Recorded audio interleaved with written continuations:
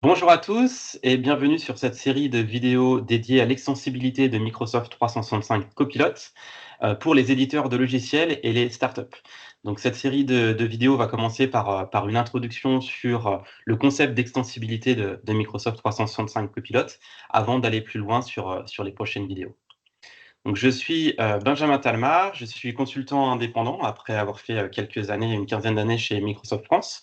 Donc je travaille avec des éditeurs de logiciels et des startups qui étendent les différents clouds de Microsoft, dont Microsoft 365. Donc j'ai un profil technique et produit et je suis reconnu pour mon expertise par Microsoft avec ce statut de Most Valuable Professional. Vous avez mes coordonnées, mon LinkedIn, n'hésitez pas à me contacter par la suite si vous souhaitez. Et je suis accompagné aujourd'hui d'Alexis. Bonjour à tous, donc je m'appelle Alexis Cogna, je suis ravi de participer à cette série de vidéos avec Benjamin. Donc je travaille dans l'écosystème Microsoft depuis de nombreuses années, avec une aventure entrepreneuriale il y a un petit peu plus de 10 ans, et notamment la création d'une application autour de Teams qui s'appelle Waldo. Et maintenant, un peu comme Benjamin, je suis indépendant et j'accompagne les éditeurs, les développeurs, les startups sur la création d'applications autour de Teams et de Copilot. Et de la même manière, je suis également un Most Valuable Professionnel autour de ces technologies-là. Trop bien. Merci beaucoup Alexis. Je reprends la main pour faire un petit rappel, si nécessaire, de ce qu'est Microsoft 365 Copilot, qu'on appellera certainement Copilot par la suite. Microsoft aime bien présenter cet outil comme étant l'UI for AI, donc l'interface utilisateur devant l'intelligence artificielle. Donc concrètement, Copilot, c'est devenu une suite d'outils bâti au-dessus de l'intelligence artificielle générative, donc tirant parti des modèles, des large language models dont on parle beaucoup ces dernières années, mais dans l'écosystème Microsoft 365. Contrairement aux outils que l'on va pouvoir trouver ici et là sur le web, là on est vraiment dans un cadre entreprise où Copilot va se nourrir certes du LLM, certes du web, donc de la connaissance qu'il va pouvoir trouver en direct sur internet, mais également de toutes les sources de données qui sont disponibles au sein de l'entreprise, à travers ce qu'on appelle le Microsoft Graph notamment, ou encore le Microsoft Dataverse. Là où ça va être intéressant, c'est que toutes ces données, toutes ces interactions, elles vont être régies par le cadre sécuritaire, même le cadre contractuel des interactions que vous avez avec Microsoft dans le cadre de Microsoft 365. Donc ça apporte une dimension entreprise très forte. Une autre particularité, c'est que Copilot va également se nourrir des autres outils de la suite Microsoft 365. Quand vous allez ouvrir un Copilot dans Outlook, par exemple, il aura accès à vos emails, mais également à la possibilité d'écrire un draft, un brouillon pour vous. Donc il va pouvoir se nourrir de tout cet écosystème pour faire un outil très intégré pour les utilisateurs. Donc ce que je vous propose de faire, c'est de commencer par une petite démonstration de ce qu'est Copilot aujourd'hui. Donc je dis aujourd'hui, puisqu'il y a eu un certain nombre de nouveautés, notamment ces derniers mois. Une grosse nouveauté aussi à partir du 15 janvier 2025, où cette nouvelle interface est sortie. Donc cette interface, qui est l'application Microsoft 365 Copilot, c'est vraiment le hub des outils de productivité dans le cadre de Microsoft 365. Cette interface, elle vous donne accès à un certain nombre de choses. La première, c'est la recherche. Donc la recherche aujourd'hui, elle est issue de ce qu'on a depuis quelques années autour de Microsoft Search. Rechercher dans ses documents SharePoint, rechercher dans ses OneDrive, rechercher dans toute la connaissance de l'entreprise, et également à l'extérieur de l'entreprise grâce à ce qu'on appelle des connectors. Alors ça s'appelait des Graph Connectors pendant longtemps, ça s'appelle maintenant des Copilot Connectors. Alexis vous en parlera un petit peu plus tout à l'heure. Donc, premier outil de recherche. Dans le désordre, un autre outil que j'aime beaucoup, qui est l'outil Create, qui permet, grâce à l'intelligence artificielle générative et un certain nombre de fonctionnalités qui ont été développées par Microsoft au-dessus, de générer des templates PowerPoint, même des PowerPoint, des decks PowerPoint directement. Ici, je suis sur la section infographique, donc je vais pouvoir décrire l'infographie que je souhaite réaliser, lui donner un certain nombre de données, pourquoi pas même des références à des fichiers dans lesquels il va retrouver des données, et Copilot va être capable de générer une infographie. Il y a plein d'autres types de choses que l'on peut créer, des images, des documents Word à partir de quelque chose, des stories, des banners, des bannières, plein de choses de ce type-là. Donc vous allez me dire qu'il y a plein d'outils qui font ça sur Internet. Là, l'avantage, c'est qu'on reste dans le cadre Microsoft 365. On sait que ces données ne vont pas être utilisées pour réentraîner le modèle pour être utilisées par un autre. On sait que c'est dans un cadre de gestion et de sécurité géré avec Microsoft.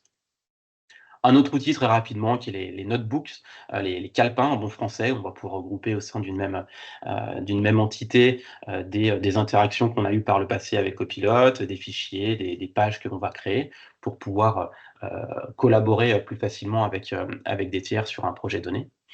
Mais l'outil qui est peut-être celui qui est le plus central dans tout ça, c'est le chat. Donc c'est ce qu'on peut appeler Copilot Chat, qui va me permettre, en tant qu'utilisateur, d'interagir directement avec Copilot et l'ensemble des outils qui sont accessibles à Copilot. La première chose que je vais vous faire remarquer, c'est cette distinction entre web et work.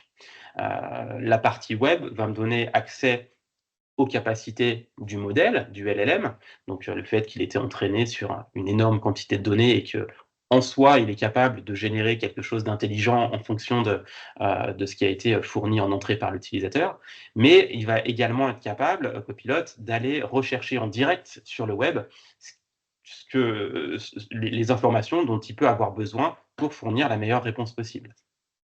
Donc ça, c'est un premier niveau de copilote, si je puis dire. Et le deuxième niveau, c'est de permettre à Copilot de se nourrir des données d'entreprise. Donc c'est l'onglet Work, sur lequel, cette fois, il va avoir accès à vos emails, il va avoir accès aux fichiers sur lesquels vous avez accès dans le cadre des SharePoint et des OneDrive de votre entreprise. Il va avoir accès à l'organigramme, il va avoir accès à un certain nombre de choses issues du Microsoft Graph qui vont être mises à disposition de Copilot pour vous fournir la meilleure réponse possible. Alors, quelque chose de très important à comprendre, surtout pour vous, éditeurs de logiciels, c'est que la partie web et l'ensemble de l'interface que je vous montre ici, ce qui est recherche, notebook, etc., est accessible à n'importe quel utilisateur Microsoft 365, quel que soit son niveau de licence. À partir du moment où l'utilisateur a Microsoft 365, un E3, un E5, même les licences Frontline, les fameuses F1, tous les utilisateurs ont accès à cette interface. La seule restriction qu'il y a, c'est les utilisateurs qui souhaitent utiliser la partie Work ont besoin d'une licence supplémentaire, la licence Copilot. Donc ça veut dire quoi? Ça veut dire que tous les utilisateurs ont accès à un premier niveau de Copilot sans avoir besoin forcément de la licence complète Copilot. Donc on va faire juste un petit exemple. Voilà, hello, je dis bonjour à Copilot parce que je suis poli. Je vais lui demander tell me a story about. Voilà, je vais prendre la suggestion parce que j'ai pas d'idée. Alors je parle en anglais là parce que mon interface est en anglais. J'aurais pu évidemment le faire en français. Hein. Tout ça est disponible en multilingue. Et donc j'interagis en multi-turn, c'est-à-dire que je peux répondre ensuite en fonction de ce que Copilot m'a écrit avec Copilot. J'ai plein de fonctionnalités, je ne vais pas toutes les décrire. Je peux transformer ça en une page que je peux ensuite éditer, partager, etc. avec mes collègues. Et voilà, j'ai accès à l'historique de mes conversations, etc. Je pourrais faire la même chose dans Work, par exemple, pour lui demander de faire un résumé des derniers messages de mon manager sur les dernières 48 heures. C'est la suggestion qu'il me propose. Dans les autres fonctionnalités sympas, c'est qu'on a cette notion de prompt gallery, sur lequel on peut sauvegarder ses propres prompts qu'on réutilise souvent. On a des prompts qui sont fournis également par Microsoft pour vous donner des idées pour commencer à interagir avec l'outil. Et donc tout ça va vous permettre de répondre à un certain nombre de cas d'usage, on va dire, génériques de collaboration, de productivité plutôt, grâce à cet outil copilote. Ce qui va être intéressant, c'est qu'on a également accès à des agents dans le cadre de copilote. Et ces agents, on en retrouve ici un certain nombre que j'ai épinglés, d'autres que j'ai pu utiliser. On va les retrouver dans le cadre d'un store, d'un magasin d'agents, sur lequel on a des agents qui sont créés par Microsoft et mis à disposition pour tous les utilisateurs, créés par l'organisation, l'entreprise dans lequel vous travaillez. Ici, moi, c'est un compte de test, donc j'ai des agents que je fais avec certains de mes clients, et des agents qui viennent de startups, d'éditeurs de logiciels, donc d'éditeurs tiers par rapport à Microsoft, qui proposent leurs fonctionnalités directement sur ce store. Et ces agents, ils ont la particularité d'être spécialisés. Ils sont spécialisés, par exemple, sur un besoin précis. L'agent, je vais plutôt prendre le Career Coach. L'agent Career Coach, qui est finalement un exemple qui a été fourni par Microsoft, qui a été développé par un Français d'ailleurs. Coucou Eric, si tu nous regardes. Cet agent, il est spécialisé dans les conseils sur la gestion de carrière. Donc, vous pouvez lui poser des questions. Je souhaite bouger, je souhaite faire autre chose dans ma carrière. Qu'est-ce que je dois faire pour que ça soit un move à succès? Donc voilà, il va nous donner un certain nombre de choses. Il a une identité propre. Il a eu des instructions particulières pour pouvoir répondre à ce genre de questions, sans être obligé à l'utilisateur de lui indiquer un certain nombre de choses pour pouvoir obtenir ce résultat. Donc il a été spécialisé sur un cas d'usage particulier. Ça va être pareil pour les éditeurs tiers. Ici, j'ai l'exemple de Miro qui va pouvoir proposer aux utilisateurs des cas d'usage qu'ils ont préconçus finalement pour leurs utilisateurs. On a Waldo, Alexis on parlera peut-être un petit peu plus. On a plein d'autres agents qui existent aujourd'hui et bientôt les vôtres, on l'espère. Donc Alexis, si je peux te demander de reprendre le partage sur la présentation. OK. Donc on a vu ici Microsoft 365 Copilot dans l'ensemble, le fait que l'on puisse l'étendre avec un certain nombre de choses. Rentrons dans les détails sur cette extensibilité de Copilot. La première chose que je vous ai évoquée, la principale, celle sur laquelle on va passer le plus de temps dans la présentation suivante, c'est le fait de pouvoir créer ses propres agents. En tant qu'éditeur de logiciels, un agent spécialisé sur son service, sur une partie de son service, sur des workflows que l'on veut mettre à disposition de ses utilisateurs dans le cadre de Copilot. C'est ça qui va nous intéresser. Très, très rapidement, avant de détailler dans la prochaine vidéo, ces agents, il faut savoir qu'ils peuvent être créés de multiples manières. Les utilisateurs eux-mêmes vont pouvoir créer leur propre agent grâce à un outil qui s'appelle Agent Builder. Les utilisateurs un peu plus avancés, qu'on va appeler les makers ou les citizen developers, dans le cadre d'une entreprise toujours, vont pouvoir utiliser un outil qui s'appelle Copilot Studio, qui va mettre à disposition un certain nombre d'outils pour créer des agents un petit peu plus évolués que ceux qui ont été créés par Agent Builder. Et il y a un certain nombre d'outils fournis par Microsoft qui permettent aux développeurs, dont vous, éditeurs de logiciels, de créer leurs propres agents. Donc cette fois, en fournissant le code nécessaire pour que l'agent tourne. Donc ces outils, on les détaillera dans la prochaine vidéo. Et Alexis, je te passe la main pour détailler d'autres options d'extensibilité. Il n'y a pas que les agents quand on veut étendre Microsoft 365 Copilot. Absolument. Et donc, en fait, les autres options, c'est des options qui viennent s'intégrer dans d'autres outils. Tu en as parlé tout à l'heure de la suite Microsoft 365, notamment les Power Platform Connector. Donc ça, c'est une plateforme qui est bien connue des clients qui utilisent Microsoft 365 et qui a une belle croissance parce qu'elle est utilisée assez largement par la plupart des clients. Donc dans la Power Platform, ça inclut forcément Power Apps, Power Automate, Power BI ou encore Copilot Studio.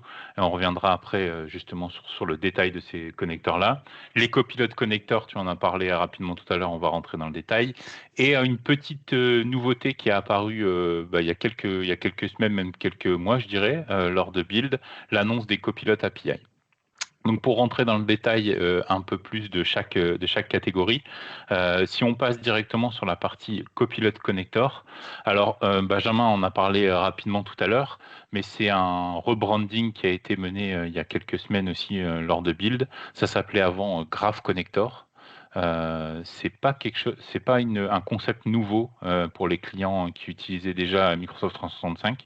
C'est une technologie qui existait depuis longtemps, qui permet très rapidement en fait de venir indexer, de venir importer des données qui ne sont pas dans l'environnement Microsoft 365 dans cet environnement-là et de tirer profit de toute la puissance de l'indexation Microsoft et de l'indexation Microsoft 365 et de Microsoft Search pour que les données soient ensuite disponibles à différents canaux pour les utilisateurs. Forcément ici, celui qui nous intéresse le plus, c'est Copilot, pour qu'ils puissent poser des questions et avoir en fait des extraits, des références de ces documents, de ces données qu'on va venir injecter, mais aussi de pouvoir les utiliser à travers la recherche globale qui est disponible dans le portail, la recherche qu'on pourrait avoir dans Teams, etc., etc.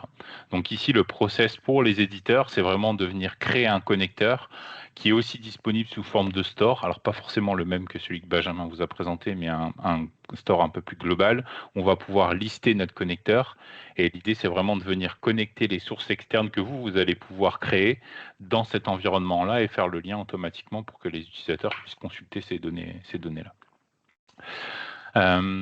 Sur la partie Power Platform, on l'a dit tout à l'heure, j'ai rapidement lister les outils qu'on va pouvoir utiliser à travers ces connecteurs-là.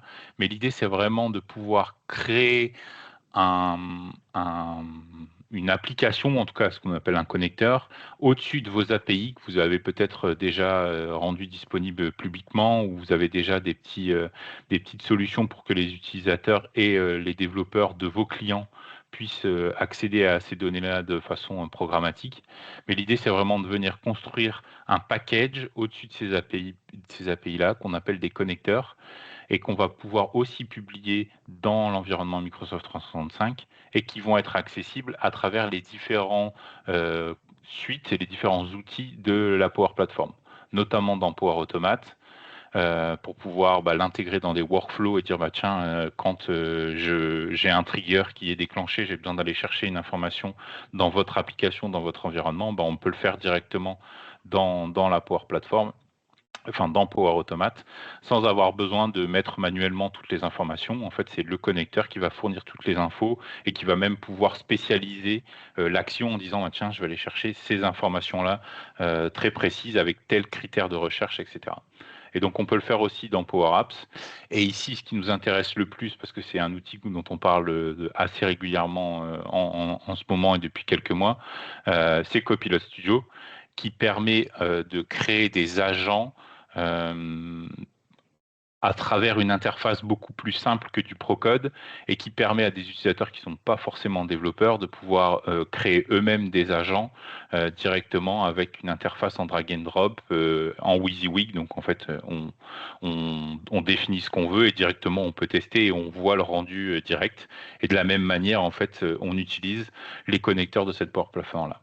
Et après, en fait, Logicap, qui est un peu le frère jumeau de Power Automate, mais un peu plus puissant et qui est directement disponible dans l'interface Azure en tant que service. Et là, c'est plutôt les développeurs qui vont pouvoir créer des workflows qui sont aussi dans la même idée que Power Automate, mais avec des interactions peut-être un petit peu plus avancées et un petit peu plus puissantes.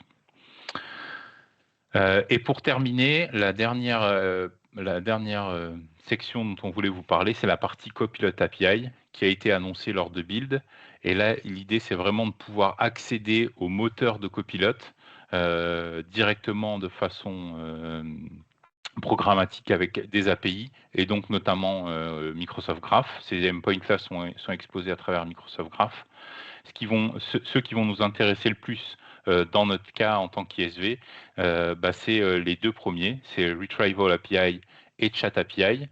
L'idée de la première Retrieval API, c'est vraiment de construire un système de RAG accessible directement en API avec toutes les données qui sont dans votre environnement Microsoft 365 et donc de pouvoir consulter des documents, des fichiers, des connecteurs potentiellement et de récupérer les références, les extraits de ces documents-là pour que vous puissiez ensuite les intégrer dans votre chat, dans votre LLM.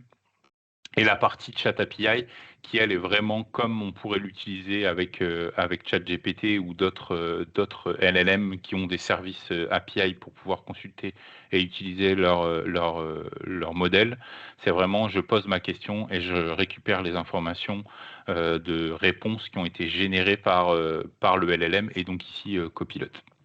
Et les deux derniers qui nous intéressent un petit peu moins, mais qui ont le mérite d'exister, la possibilité d'exporter en fait les interactions qu'on a pu avoir avec Copilot, peut-être si aujourd'hui vous avez des solutions de compliance ou d'analyse, de sauvegarde ou ce genre de choses, ça pourrait être intéressant. Et aussi de la même manière, un petit peu plus ciblé sur les meetings, les indicateurs, les statistiques qu'on a pu avoir autour des meetings et de l'interaction avec Copilot. Benjamin, je te laisse reprendre la main pour finaliser et conclure cette première épisode de cette série. Oui, alors ce qu'on a vu dans ce premier épisode, c'est que autour de Microsoft 365, en tant qu'éditeur de logiciels, on va pouvoir créer un certain nombre de choses pour étendre cet outil pour ses clients. Ça va vraiment dépendre du cas d'usage que l'on souhaite répondre. Est-ce que l'on souhaite créer un agent particulier pour son service? Est-ce que l'on souhaite mettre à disposition des données au sein de l'entreprise? Et dans ce cas, on sera plus sur ce qu'on appelle un Copilot Connector. Est-ce que l'on veut permettre à nos clients d'aller créer leur propre agent? Et dans ce cas, en se connectant à des API qui peuvent exister ou même des serveurs MCP que vous auriez pu développer, et ça, on utilisera plutôt les Power Platform Connector. Ou est-ce qu'on veut apporter de l'intelligence provenant de Copilot directement dans sa solution, auquel cas on utilisera plutôt les API Copilot. Donc il y a tout un panel d'options d'extensibilité de Copilot pour les éditeurs de logiciels. Ce qu'on vous propose, nous, dans la prochaine vidéo, c'est d'aller plus loin sur la façon dont on peut créer des agents. On vous propose également d'aller faire un tour sur la documentation de l'extensibilité Copilot qui reprend les différents concepts qu'on a présentés aujourd'hui et de vous abonner sur le blog Microsoft 365 Développeurs si vous voulez suivre les nouveautés au jour le jour. Et bien sûr, si vous avez besoin de quoi que ce soit, si vous souhaitez travailler avec nous sur vos projets, n'hésitez pas à nous contacter. L'ensemble des liens sera disponible dans la description de la vidéo. Je vous remercie, merci Alexis et à très bientôt. Merci, à bientôt.